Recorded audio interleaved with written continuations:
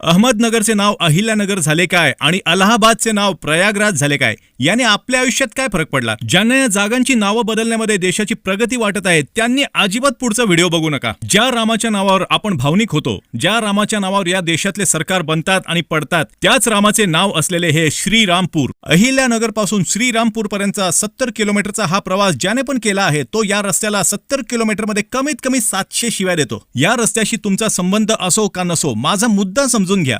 इथे लोकांची अपेक्षा ही नाहीये की आम्हाला चांगला रस्ता द्या. इथे लोकांची अपेक्षा ही आहे की आम्हाला खराब का होईना पण रस्ता द्या. मागच्या अनेक वर्षांपासून या हायवेची अवस्था हीच आहे. आपल्याला जर जागांची नावं बदलूनच प्रगती झाल्यासारखी वाटत असेल तर आपल्याला तेच मिळणार आहे. जी देशातल्या नागरिकांची लायकी असते त्याच गोष्टी त्यांना मिळत असतात. इथे बोर्ड लावला आहे, रस्ता बंद आहे. खरं तर बोर्ड लावायला पाहिजे की इथे रस्ता झाल्यावर तो बंद करण्यात येईल. इथे फक्त रस्ताच खराब नाहीये, इथल्या लोकांचा मेंदू पण खराब आहे. कोणी कुठल्या पण लाईन मधून येतोय. 70 किलोमीटर पर्यंत फक्त धुळीचे लोट. इथून प्रवास करणारा 2 व्हीलरवाला फक्त 1 किलोमीटर मध्येच गिरणी कामगार दिसू लागतो या धुळीमुळे. तुमच्यात कितीही आकड असेल ना तरी हा रस्ता तुमचा सगळा माज जिरवून टाकतो. जसा हा ट्रकवाला बघा मागे बोर्ड लावलाय याने, हम्म हम्म हे. पोहोचेपर्यंत याला हंबरडा फोडावा लागणार आहे.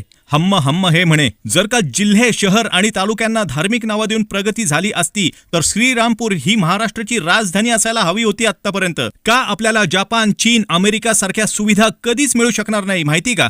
कारण आपल्याला आपले मूळ प्रश्नच माहित नाहीये आणि जे प्रश्नच नाहीत त्यावर आपण उत्तर शोधत बसलोय. विषय पटला असेल तर सबस्क्राईब करा.